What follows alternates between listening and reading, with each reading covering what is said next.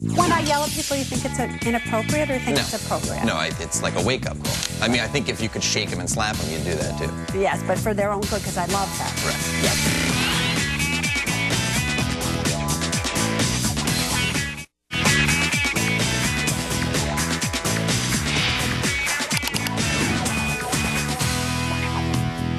Welcome back, everybody. Time for emails. This is where you get to ask me a question and I get to answer and yell at you even though you're not here, or hopefully educate you. Come on in, Lou. How are you today? Do you really want to yell at people? I don't yell at them, do I? A little. Sometimes you do. But when I yell at people, you think it's inappropriate or you think it's appropriate? No, it's like a wake-up call. I mean, I think if you could shake them and slap them, you'd do that too. Yes, but for their own good, because I love them. Right. Yes, all right. But okay, just before we quickly go to the question, so we're sitting in the makeup room. You know, Lou has to get makeup to come on air, believe it or not. But why is that, by the way? Why do they put makeup on you? Oh, I don't know. Is that weird for a man to have makeup on? It's a little weird. You don't like it, do you? No. But we're sitting there and we're talking about things, and he goes, "What? No gossip in the makeup room?" It surprised you. We don't gossip. It was all business. They were talking. I forgot what you were talking about, but it was all business. It was so uninteresting because it was business. I know. But see, I am all business. I was expecting to go in there and learn something about everybody's little private lives around here, but not me. I am all about business. So get to it. All business. Here we go. This is from Jeff, not that Jeff, in New York State. We miss Jeff, huh? We do, absolutely. I miss him terribly. Jeff, come on back. Come on back. All right. Okay. What are your thoughts on selling covered calls to earn more income on the stocks you own in your IRA account? Okay, now that is a technical question, so listen up, everybody, very carefully. I actually like what's called covered call writing. So, what is a call? What is something that's covered, and why would you do it? When you own a stock, the option to buy that stock is also sold on something called the options market. So if somebody wants to buy a stock, they can do so at a lower price by simply buying an option. When they want to buy a stock, it's called a call. When they want to sell a stock, it's called a put. When you own a stock and somebody wants to buy an option to buy a stock, you have the right to sell that person an option to buy your stock or to call your stock away from you at a specific price within a specific period of time. Because you own the stock, it's called a covered call.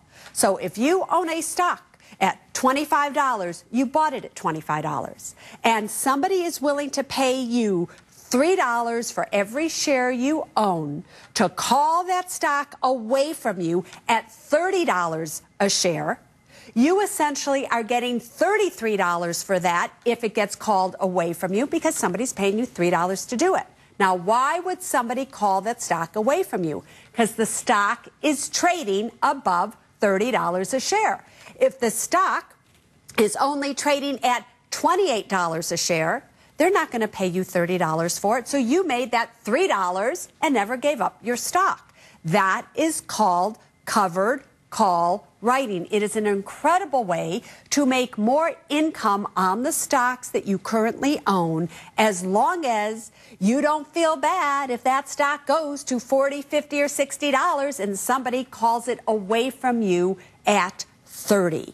So, Lou, in answer to this person's question, if they don't mind if the stock goes up high and they're going to make a specific return and they get a good premium for that call, I love covered call writing, and I think it's a wonderful thing to do, especially when the markets are going sideways or going down.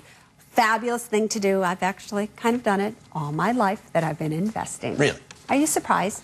No. Did you think I was not going to know the answer to that question? Of course I knew you'd know the answer. I didn't know if you'd be able to get it out in the amount of time that we have toward the end of the show, because it's really time to go. You know, when I was a financial advisor, I was very heavily into trading options. I, was an option trader, and I had the special license to do so and everything, and I quite liked options, but people have to be careful, because you're selling your option to somebody, somebody is buying it. Do you know that almost 90% of all people who buy options lose every penny they put in it? So it's something you have to be very, very careful about. Nice. Okay, now that you know that, should I end this show? Let's go. All right, everybody.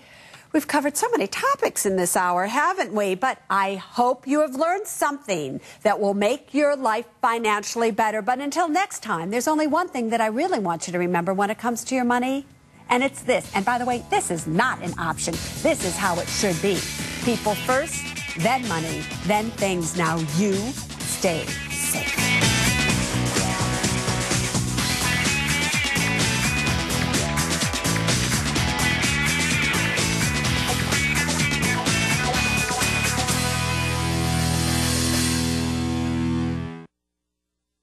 Fast, accurate, actionable, unbiased. CNBC.